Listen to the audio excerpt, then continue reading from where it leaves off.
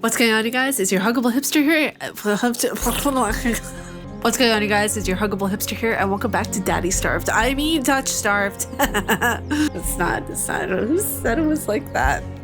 I didn't. We're back here in this lovely game that's already making me feel thirsty in the Sahara Desert. It's a good thing I have vitamin water here. Not sponsored, but if I were, vitamin water, you know where to find me. I find myself standing in a narrow and rather gloomy alley. I pull the new cloak up over my nose, stepping over the contents of the chamber pots that have been emptied into the street. Something weighs heavily inside one of the cloak's pockets, my coin purse. Everything is still inside, every last coin I'd ever scraped together for the journey to Iridia. It doesn't even look like it was opened. There were a few coins to begin with. They probably weren't worth stealing. I glanced back at the clinic's closed doors. Kuras didn't take any payment. He didn't even ask for a future favor. He also said that in Iridia, secrets are power. Does he expect me to give up mine at any point? That's not exactly a comforting thought. Still, no matter why he did it, Kuras gave me a second chance and a lead on where I might find help. I'd better get going before he changes his mind. I squeeze out of the alley and into a crowded main street. The line outside Kuras's clinic stretches down the road already. Two thin peddlers queue alongside. Oh, didn't mean to click it that fast. The cobblestones are treacherously rough under my feet, deep grooves worn between them by regularly flooding and decades of hard use. I knew Iridia was a river city, but I didn't expect it to look so eroded. The buildings are tired and dilapidated and all crammed together in narrow streets. And there's something else, a charge in the air, like shift in pressure before a storm. It's subtle. A little more than faint, persistent thrumming, but I can't seem to shake it. A child darts by, clutching something greasy wrapped in a paper. The smell of fried food drifts over to me. My stomach gives a faint gurgle. Vendor. The morning's catch. Fried up, hot and fresh. Not too many eyeballs today. I did that. It's like I'm in the Hunchback of Notre Dame. That was immediately the voice that came. That sounds disgusting, but I'm starving, so I dug my head under the stall's grumbly awning. Grumbly awning? Wait, what? The stall's grubby awning. Okay, that's a tongue twister. A large fish leers up at me. Its three bulging eyes. Still three bulging eyes. Oh god. Still visible through the thick layer of crispy batter. The vendor gives me a gap-toothed grin. What's the cheapest thing you've got? The vendor points at a metal basket of what looks like long strips of savory fried dough. Sounds good. Fresh long, lads. 3 copper apiece, don't burn your mouth. I take the coins out, counting them gingerly. At this rate, I might not even be able to afford dinner. Reluctantly, I drop the payment on the counter and take my meal. 2 streets later, I pass under a wrought iron archway adorned with dangling garlands of red and pink lilies. The buildings in this quarter are a dizzying riot of color, painted walls and tinted glass everywhere I look. Sheer red and pink curtains flutter in open doorways. Musical voices call out invitingly. Incense mingled with pungent scents of flavors, barely covering the salt and musk of warm bodies. The writing is extremely descriptive. It's like it's painting just a mural of images in my head. I love it. This must be Iridia's entertainment district. Oh, the entertainment district. That kind? That kind? It's like, you know, you're going to that place in Final Fantasy VII? That kind of entertainment? No? Okay. You walk in looking for a massage and you come out hearing clouds screaming. Joyful. I'm polishing off my food and dusting the crumbs from my hands when I spot a poster. It features a silhouette of a smiling man wearing a single dagger-like earring and the word Bloodhounds printed above his head. A motto, as above, so below, circles the artwork. If Leander is the leader of the Bloodhounds, then the face printed on the poster is likely his. I followed the line of identical posters around the corner and nearly hit my head on a precariously dangling wood sign. Looking up, faded orange letters read The Wet Wick. It's not dirty at all. The facade of buildings looked like it was seen better days, but I hear faint music and laughter coming from inside. The inside of the bar is a far cry from the abandoned exterior. It's not even midday, yet most of the tables and booths are occupied by a loose assembly of people in matching green cloaks. Bustling bars are not something I'm used to, but I steel myself with a deep breath before pushing forward. A cursory glance doesn't turn up anyone with a dagger-shaped earring. I'm about to head towards the counter when a chant rises from the center of the room. Show! Show! Show! The remaining green cloaks abandon the bar and their booths to rush towards the center of the room in sudden torrent. There's no time to move out of the way. I'm caught, swept along along the ale-stenched current. Hey! Rhythmic chanting drowns out my voice. I thrash, throwing out my elbows as I press bodies grow heavier. Lovely. My hip knocks into a table. I grip it, holding on tight to steady myself, but the crowd has stilled. The chanting stopped. A pair of gilded boots stride across the tabletop. I'm sorry, who is this? What voice should I do? What voice should I do? Should I do a British voice? Should I do an Australian accent? What should I do here? Oh, good Lord. You know what? I'm just gonna... I don't know. Oh, God. Seriously, you dogs? Again? British accent it is. Scattered laughter and cheers rise from the audience. I drag my eyes upwards. Oh, hi. That's him. That's it. That's the look. That's the look that every guy gives you when he wants, you know, vitamin water. A well-dressed man stands on the table in front of me, his broad shoulders framed by the thick lapels of a trench coat. This is really the last time, all right? This time when he speaks, the audience falls silent as though bewitched by his magnetic presence or rich, low voice. Well, okay, I got the low voice down, so. But nothing is as captivating as his smile. That's true. He beams at the crowd around him, a performer on his makeshift stage. Don't blink or you miss it. He laughs, and the dagger-shaped earring dangling from his left ear catches the light of a flash of gold. It would seem I've found Leander. Raises his hand above the audience and snaps.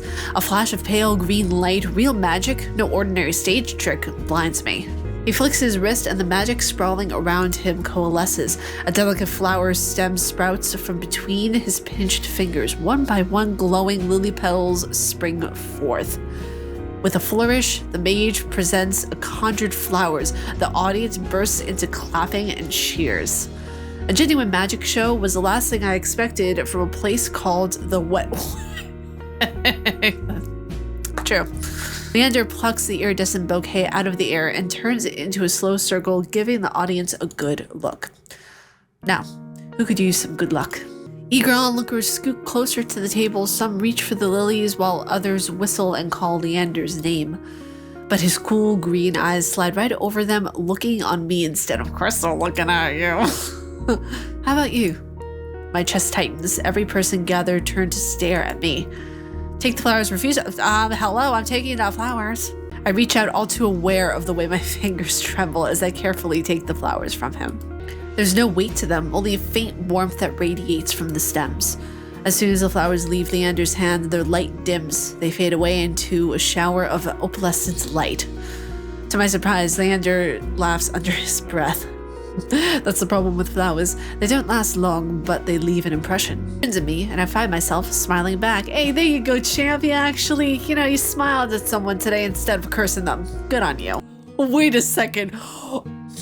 How shiny, what have you done? Seriously, what have you done? There are some friends that you just thank them for showing you certain things, and this is one of them. I actually remember seeing this character in one of the advertisements that was shown on the developer's Twitter page, and this was one of the pictures. I was like, oh, who is that?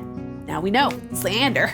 Leander steps off the table, dropping among the excited crowd with an audible clink.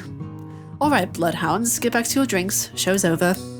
The green cloaks disperse at his command, returning to their tables and booths.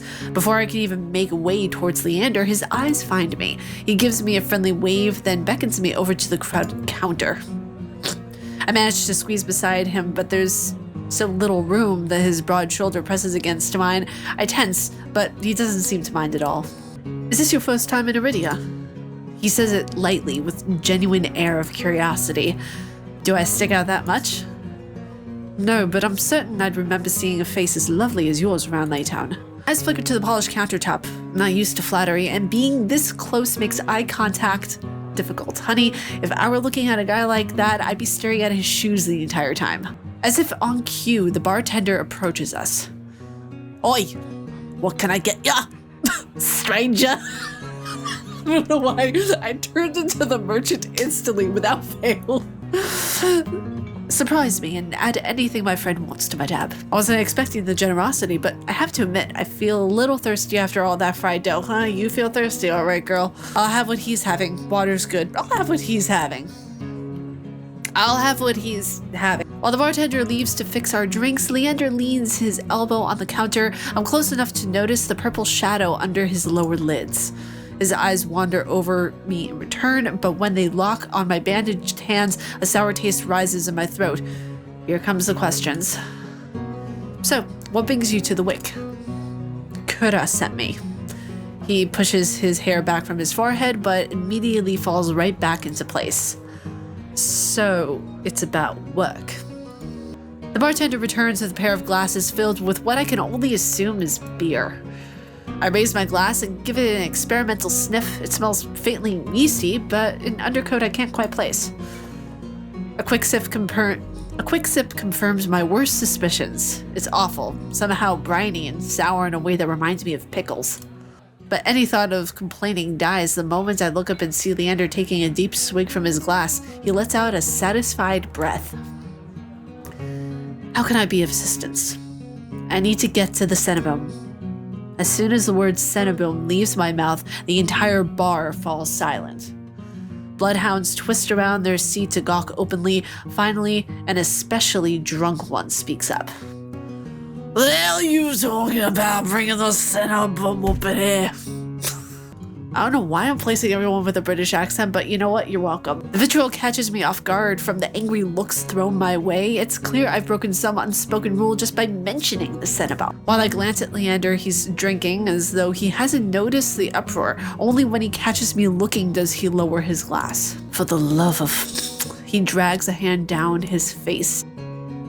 Keep it down, will you? This is business. I tense, expecting an argument, but the outspoken bloodhounds silently return to their drinks. Only a handful continue to watch me warily. Sorry about them. The Cenobome's a bit of a touchy subject in these parts.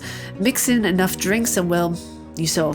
I follow Leander to an alleyway tucked behind the wet wick where the layers of frayed bloodhounds posters have been plastered to the walls. Seeing them side by side resembles between Leander and his likeness on the posters is impressive. Kuras didn't send you here for help with the Cenobome, did he? From the look he gives me, he already knows the answer. I glance away. No, he didn't. He suggested I find an alternative. Yet here you are asking about them anyway. What do you need the Cenobome for? I don't want to tell him my curse. The less people know about my capabilities, the better. Thankfully, Leander takes my reluctant silence as an answer. Well, I see you're already aware of the city's currency. Information's worth its weight here in gold. Kuras told you the truth. The Cenobome's dangerous. Get on the bad side, and they'll imprison you if you're lucky or torture you if you're not. But the Cenobome's supposed to be a place of learning, a sanctuary. The Cenobome has always been a herald, as the last bastion of human knowledge, a shining beacon of hope in a world steeped in nightmares. If any place held answers, it would be the Cenobome, and that's why I came here. That's what they want you to think. But things that seem too good to be true are often just that. Such a simple statement and leaves me reeling. If it's true, if I staked everything on a lie, then what now? Leander clears his throat. But as I always say, there's solutions to every problem and alternatives to every solution. He claps his hands and returns to me with a brilliant smile. That's why Kuras pointed you to the bloodhounds. Let us help you. Whether it's hunting soulless or finding people or recovering stolen valuables, we can do it all. And free of charge. Shaking my head before he's even finished his practice speech, my patience is wearing dangerously thin. Listen, I appreciate the offer, but my problem can't be solved by a group of good Samaritans. To my chagrin, Leander nods slowly. Then your problem must be very serious, and if the Cenobome's your first choice, you're searching for a magical solution then, aren't you? When my eyes widen, he nods along, as though he suspected all along. I'd be happy to help you, that is, if you tell me what ails you. Oh, gotta tell me curse, gotta tell them the curse. Leander might not work for the Cenobome, but he is a mage, and a powerful one at that if his demonstration earlier is any indication. I'm silent, plagued by indecision. I don't know if I can trust him, but it's not like I have any alternative. I hate to admit it, but this could be my only path forward. My confession comes out in a pained whisper. Oh, now, I'm very curious. What kind of curse? Something ancestral or more recent? He looks up and down, taking in my face, my eyes, and finally my hands.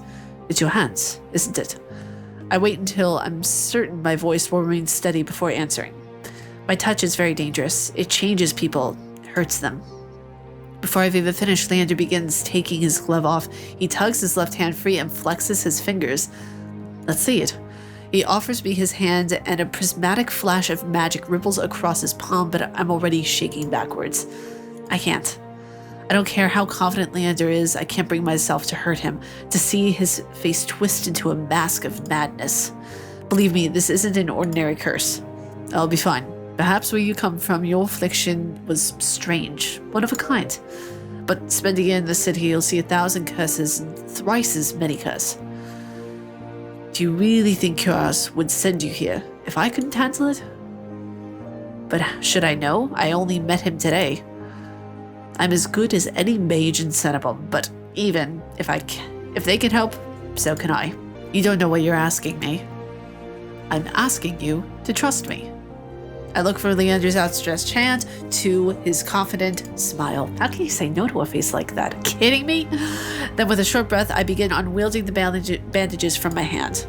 Fine, but if you lose control, don't say I didn't warn you.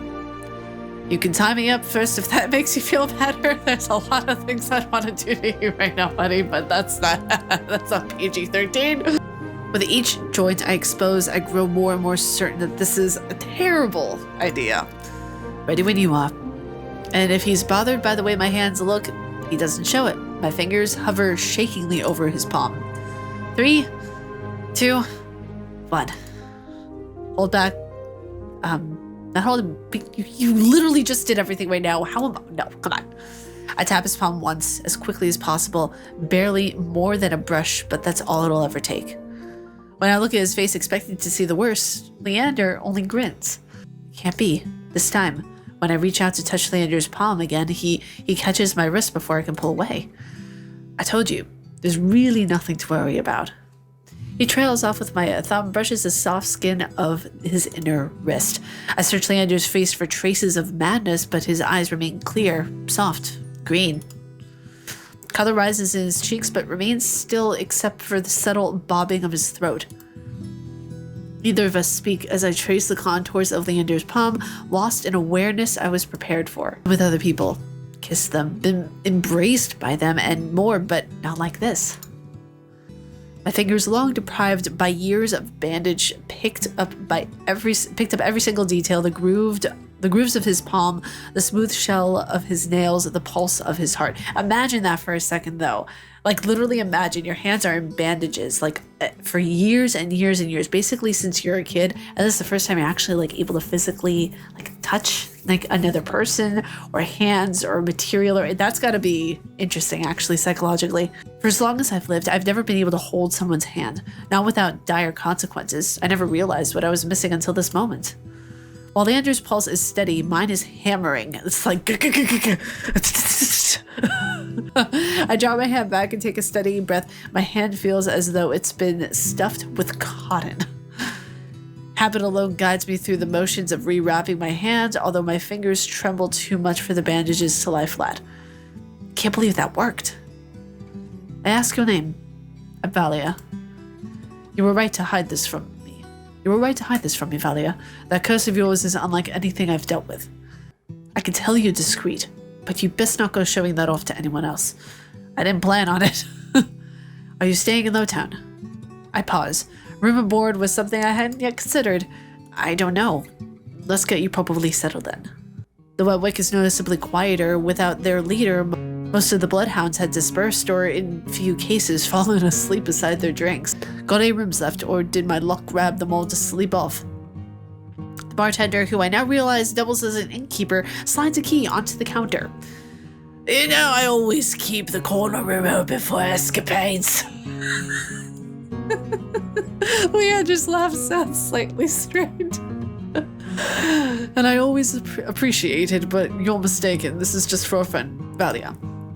Sure, sure. Stay as long as you like. You two have fun.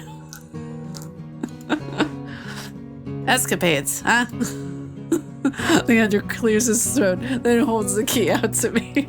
But I hesitate. My coin purse barely holds enough for a day's worth of meals, let alone a room. But how much do I owe you? Nothing. Bloodhound rates. My treat, since you shared your secret: food, drink, a warm bed, anything you need. Carefully, I take the key from him. It's small, but weighs heavy in my palm. I never expected to have a warm bed in Iridia, let alone free meals. Thank you. Go explore, Valia. You'll find many roads here in Iridia, each leading to different answers, but if you need a reprieve from what haunts you, come find me. Just be careful. I nod, taking one last look at the gleaming bronze key before I tuck it into my pocket of my cloak for safekeeping. Leander gives me one last friendly wave before I depart. The air clings, sodden and heavy. Without the morning crowd, the sunless streets look barren and bleak. Even the peddlers are long gone. Only a pair of crows remain quibbling over the stale crusts in a gutter. I feel a ridiculous pang of envy. At least they've got a reason to fight. I never felt so lost. Cuirass and Leander both made it clear that the Cinnabon can't be trusted, but I came so far, endured so much. I need to see the Cinnabon for myself, if only to satisfy my curiosity. I should have asked someone at the bar for directions before leaving. I'm about to turn back when a shadow passes over me. A cloud, I think, until a puff of hot breath tickles the back of my neck. What? The shadow runs down the street in rivulets, formless, dark spreads like ink into blotted shapes, claws stretched, muzzles splits open to reveal long, jagged teeth. A growl rumbles so low and deep, I feel it. I want to run, scream, but I feel trapped, as though the slightest movement or single breath will snap the jaws around me shut. No, I won't let it end like this. If I'm going to die, I want to see what got me here first. I steel myself, then turn. Okay, it vanishes as quickly as it came. I'm left standing in the middle of the street alone, except for a figure reclining in the shade of a nearby stoop. I can't with these freaking men. A monster. Monster, that much is clear from glance. One that could nearly be mistaken for a human were it not for the tufted ears, a tail curled around his ankle. Or the drunk pink eyes with pupils that sharpen like needles when they fall on me. Our eyes meet and the monster uncrosses his long legs. His hair gleams a shade of red that reminds me unsettling of blood where it curls around the collared throat. Jumping on you. His tone is so light and carefree that I glance over my shoulder to make sure he was speaking to me. When I look back, the stranger props his chin on the knuckles and regards to me with an inscrutable little smile. Didn't you see that shadow just now? It was massive, moved like a beast. Even if I speak, I'm aware of how ridiculous I must sound, but the stranger's smile doesn't falter. The only beast I see are the Wick's drooling regulars, though this did catch my eye. Okay. Why is he wearing... Never mind. This is not good for my mental health. Flourish of his hands, my in-room key appears dangling from his finger. Oh, he's a pickpocketer. I've already taken 2 steps forward before some stifled instinct stops me. Something feels wrong. I'm still on edge, throbbing with so much adrenaline that the stranger's shadow flickers at the edge of my vision. I always attract the worst kind of attention, girl slam, but I can't get rattled now. Who said that's my key? Where did you find it? How'd you even find it? That key, I mean, what can I say? I'm a sucker for shiny things. He smiles wide enough to reveal his pointed canines. I saw you dropped it. You really should be more careful. City like this, someone might take advantage. A bold-faced lie, said without any hint of irony. I can't figure out how he picked my pocket under my nose, but I'm certain he took my key, and I need it back. I approached the man carefully to keep arm's length away. He didn't look dangerous, but the most deadly ones never do. The stranger's chain softly clinks with the tilt of his head. His ears flick. Keeping your distance? I'll be stupid to trust you. You think I stole your dinky little key from all the way over there. He gives an exaggerated sigh. I'm good with my hands, but not that good. Do you really think I look like a common thief to you? The sheer fabric of his sleeve alone would be too expensive for most street thieves. Hell, the shoe even looks like it costs more than I spent traveling here. And then there's the shop behind me. No matter the city, parted pink curtains only ever mean one thing. I'm not looking to buy, and I doubt I could afford your services anyway. Luckily for you, I don't charge. Looks like no one here does. You guys, I think I'm actually gonna stop it here for today. Man, I could keep going with this episode. It's gonna be actually probably another part that I'm going to do. The fact that they made this demo so long, I absolutely love long demos, and the way that they're doing this so far, I love it. I love it. I really, really love this game. But you guys, if you all like my face and what I do, please be sure to subscribe and hit that bell down below. I make videos every day here on YouTube. May you find your worth in the waking world, your hunter. Stay casually nerdy, and I will see you all in the next video. Umbasa.